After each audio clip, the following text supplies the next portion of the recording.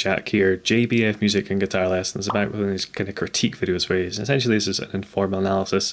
The reason I'm doing this is I'm doing some signature guitar licks for Alexi Laiho. If you want to check out those, you can get it with the eye up there. The process I go through is listening to like a lot of his songs, checking out his solos, and ideally looking at live performances so I can kind of see the fingering, get an idea of the habits and kind of stuff they do the most of, so I can put those into the licks. Having said that, there's always stuff, there's too much to put into like one video. You're never going to encompass all a guitar player does. So in this one, there will be a breakdown of some of the stuff and the techniques that we see going on here, which you can get with the aptly named timestamp. If you enjoy this, want to see more of this kind of stuff, do they'll subscribe, enable notifications, the likes, the comments, all this is really great for the channel's growth and visibility, and I can't stress that enough, and I appreciate all the support that you guys give in that regard. So being an analysis video, I'm going to pause it, I'm going to talk about what's going on here, so if you just want to watch the original, this probably isn't for you. If you want some insights to what's going on from a guitarist and musician's point of view, then stick around. And obviously just before we start, just a huge loss to the world of guitar and metal, and I suppose music in general. I only found out fairly recently that he had problems with alcohol addiction, and it just blows my mind that guys like him and Dimebag, they could rip out these solos live night after night while just being totally loaded. Like me, if after 2 or 3 pints my coordination is gone. So as I say, it blows my mind that they could do that. Not that it's something we should aspire to. I'd say the things like his technical ability, his songwriting, that being able to mix kind of metal with a much more, I don't want to say pop, but like commercial aesthetic. Those are the things that I really think of when you say Alexi Laiho. So while I know of Children of Bodom, I am super familiar on their playing. I have like distinct ideas I think of when I think of Alexi Laiho. I only had one of their albums, and I'm sure you can probably guess which album that is, but it's an absolute belter. Anyway, more than enough from me. Let's get into this.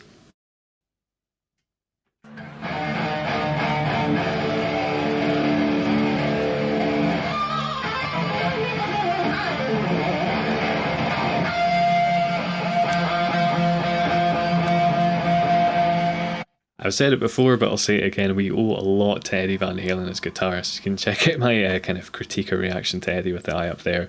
But even those licks and the whammy bar stuff is a very Van Halen thing to do. But great showmanship. He's like played it, he's saying I'm here, he's coming out to the crowd, getting them to make some noise. That's the thing, not just like not just a guitarist, not just a singer, but a front man as well.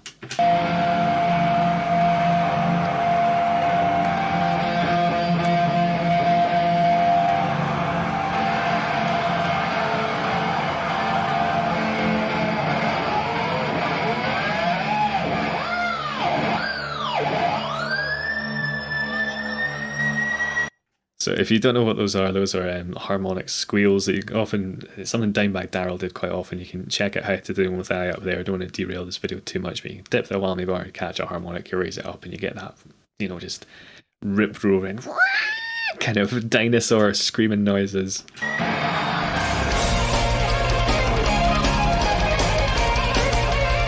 He's playing that even faster than on the record, man.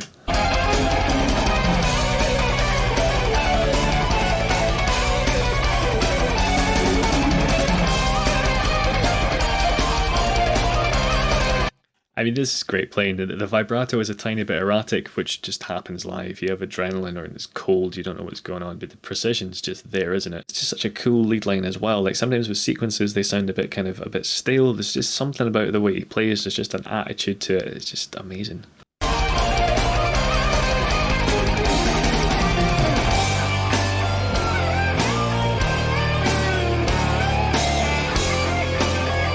See, I don't totally think of, I think of whammy bar noise as like those kind of Dimebag squeals we had at the start, but I don't really think of stuff like that, those dips he was doing.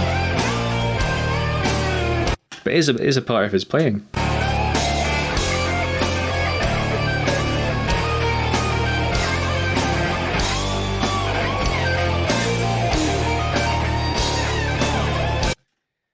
I don't know, there's just something to it, isn't it? I think part of it is in how stripped down his guitar is. It's just like there's a bridge pickup, there's a volume control, and that's it. No tone, no neck. And I given the choice, I prefer to play leads on the neck pickup because they're much more forgiving, much more creamier. There's more bass in it, but he just makes that treble pickup work so well.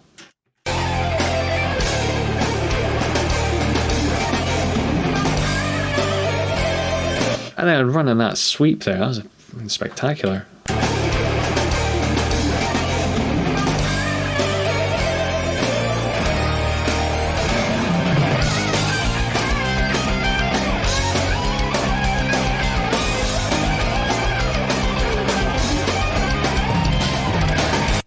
can. In fact, they're playing this so much faster than on the studio version. Being able to rip that out or anything close to it is just amazing. Like, if you play Bodom, it's difficult enough to do it at the speed they recorded at, but this is just like hyped up even more.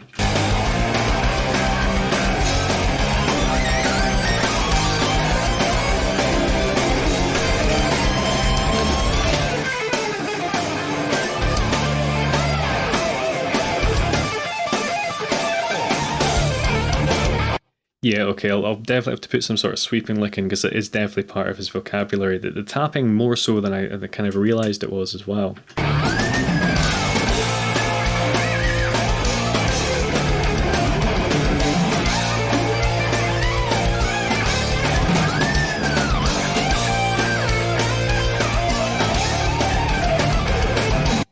To be able to like go between the different things as well, where he's doing the kind of bends and the whammy bar stuff and then the sweeps and then these just really tight runs. It's something that makes his runs sound as cool as he do is the level of palm muting that he uses. He uses just the right amount that the note's still clear, but it's nice and staccato, so it really gets rid of any slop. Like if you listen to that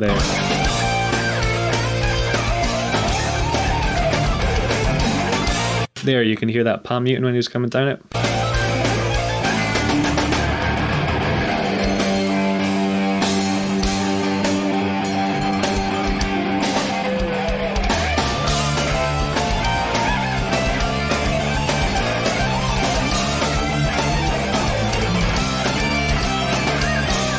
It's his ear for melody as well, and like the kind of the more simple ones, it's still difficult stuff to do, but it's just really catchy hooks and the guitar as well. It's brilliant.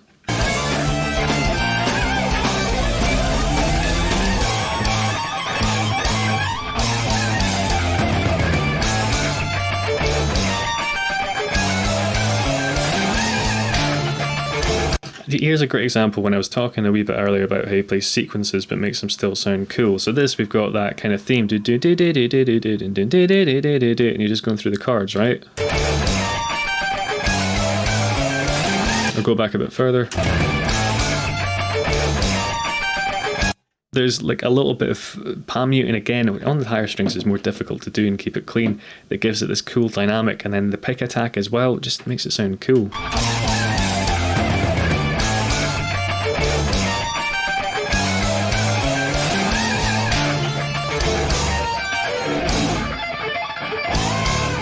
Like even the sweeps, there's a lot of passion in those as well, and those are things that quite often they're like almost kind of showing technical mastery of the instrument. If you take someone like Jason Becker, there's a lot of fury in his playing as well, a lot of kind of passion in that. A lot of the time when we sweep, it's kind of like it feels a wee bit like, oh, look what I can do. But in this, it just comes across as like there's energy in it. It sounds like a stupid thing to say, but it's just what it feels like.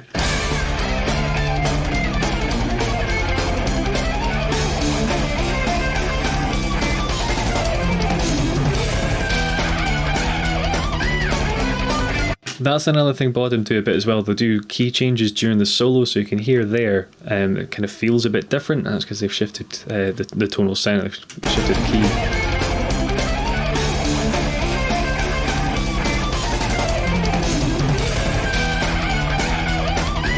So hopefully you felt that there, like felt different, and it's a really good way to keep solos fresh as well, particularly when you're doing these kind of sequence things.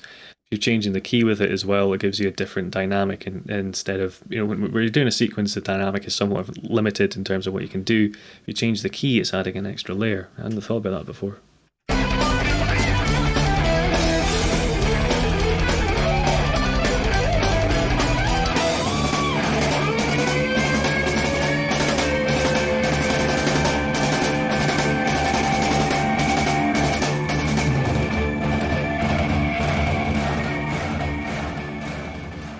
Cool. I don't think I've got all the ideas or all the licks here, but it's certainly highlighted some areas of his playing that I probably otherwise would have overlooked. But yeah, I'll grab my guitar and let's break some of those down.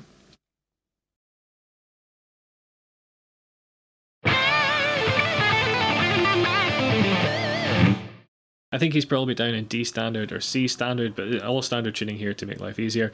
The audio quality isn't amazing, so I might have gotten this a bit wrong, but I think I've more or less got it right. Starting off with a tone bend on this 13th fret on the B string, adding in vibrato. Might want to get a kind of semi-harmonic in here. just to get a bit more attack on the note. Hammering from 10 to 13 on the B. Little trill from 10 to 12 on the E. Then we're going to hop all the way over to the 13th fret on the B. Back to 10 on the B. You're going to hammer on 13, pull off, hammer on 12, pull off. So far you got...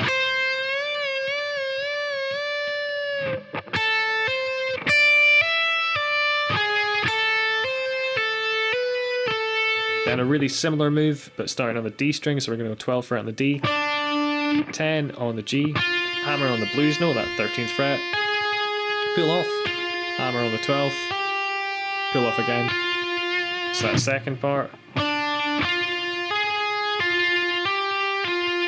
Now this is where this next bend is where kind of having a down-tuned guitar is going to be easier. It's going to be easier to bend the strings, particularly with your first finger, which is what I think he does here. You might do a position shift and bend with this finger. But I'm suspecting because he's got less tension in his strings, it's easier to do these first finger bends. So the way I played it, I think I probably just pathetically managed maybe like a semi, maybe a tone at most, or a semitone, but he almost bends up to the blues note. About there. There's a really big bend, which my first finger cannot get at that speed, so that's something for me to work on. But yeah, you're bending up here, ideally to the blues note,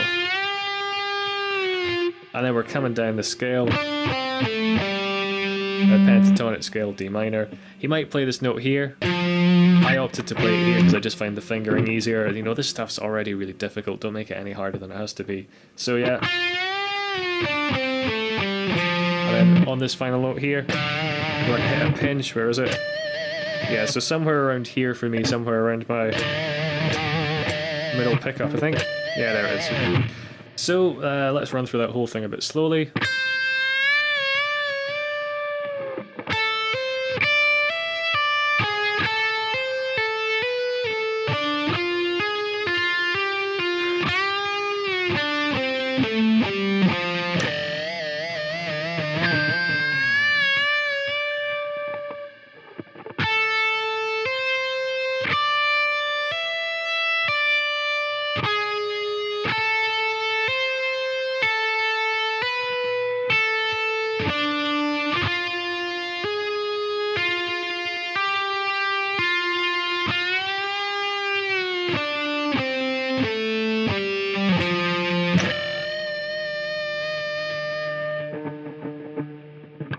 Just to quickly run through the theory there, he's using a kind of like a Dorian blues type shape, but using it in his own unique Alexi way. A really cool thing he did is trilling there. So you kind of go into the second rather than the third, and also this using the blues note for that kind of lick again, using it there, and that big bend, finishing on just a brutal pinch harmonic. It's not dissimilar to something Michael Schenker might play, it's just a bit more kind of jumped up and a bit more metal. So the next thing I really want to talk about here is his palm muting, and there's two licks I'm going to use to demonstrate this. The first one is probably going to be harder to play but easier to palm mute on. It's this cool little chromatic thing that he was doing, so let's put some speed on that. And a bit more palm muting to try and clean it up a bit. Right, so basically what you do is there's kind of two factors at play. There's how hard your palm's pushed into the strings. Obviously the more you push it in, the more choked out the note's going to be, and where it is here. So the more you are to the neck, the more choked it's going to be. The closer you are to the bridge, you can get away with almost like resting just where the kind of strings come out the bridge, and you'll even see if I pick there and bring my hand in, you can hear if I lift my palm off entirely, there is a difference. So even this kind of really light palm muting around here can make a real difference to the sound. It's something that he has a really rock guitar where it's just the one, you know, the one tone. I think I probably mentioned this earlier. It's the tone part and the bridge. So this is the sort of thing you have to get good at doing, you know, if you're playing with that kind of sound. So like I say, two factors at play, where it is here and how hard you push in. Best thing to do, more or less, rest it on the bridge very lightly. Pick a note and just move your hand towards the neck. Like, that's too choked out for me. You might like that sound. That's probably about right there. And just try the same thing on the B string. Adjust your hand so you get a sound you like. Try going between the strings.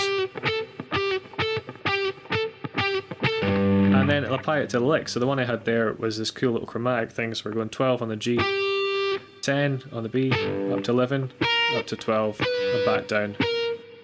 So I'll play that slowly and not palm muted just so you can hear it nice and clearly.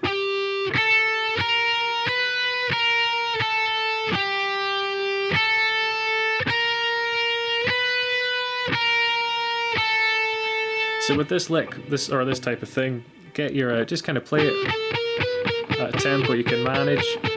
Get a feel for where your right hand needs to be. Make the tiny little adjustments to get the sound you want.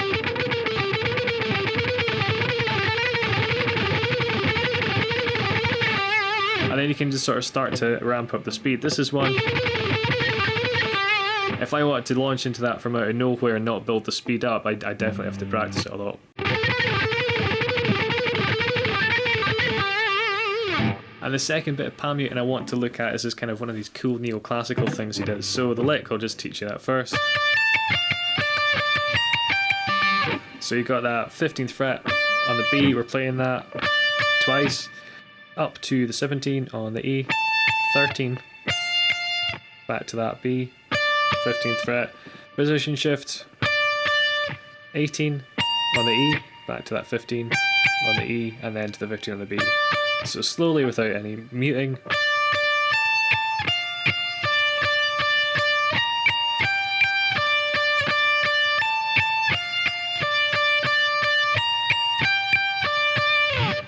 And it's the same thing as before.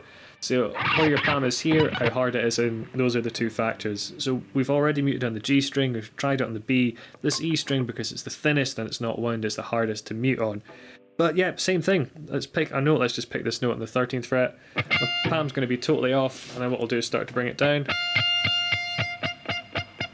That's very muted, so obviously here is more muted.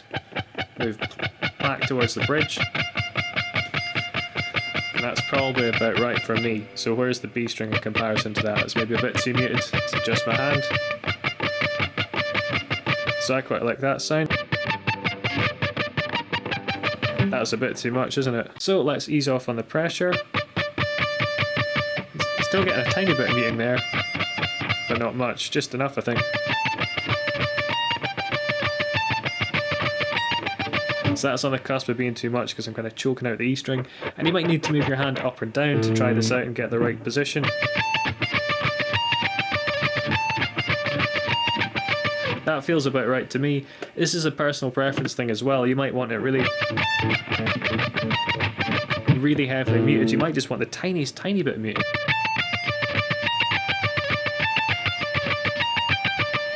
In fact, I think that's the best one I did. I was just trying to do as minimal muting as possible. But it's an amazing texture, and we don't often mute these higher strings as guitar players because it was difficult to do. Click there for Alexi Laiho's signature licks. Check out that for some more reactions. Hit subscribe and do the enable notifications thing if you want to keep up to date with the channel and all that good stuff. Take it easy, guys. Have a good one.